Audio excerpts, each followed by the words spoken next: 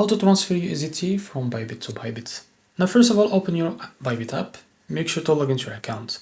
Now first of all, tap on assets, tap on withdraw, and now from the search you can type USDT. So after you find it, tap. And now as you can see, to be able to send USDT to another Bybit account, you need to select the internal transfer.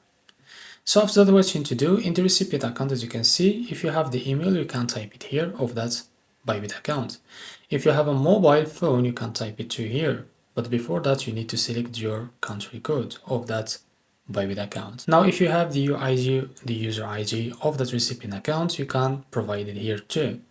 So after you provide the recipient account by email or mobile or UID, after that you need to enter the amount here. So after you enter the amount, what you need to do, just tap on withdraw, and after that you can send that USDT to another Bybit account. So this is how to transfer USDT from Bybit to Bybit account. If you find this very helpful, please like and subscribe. See you in the next video.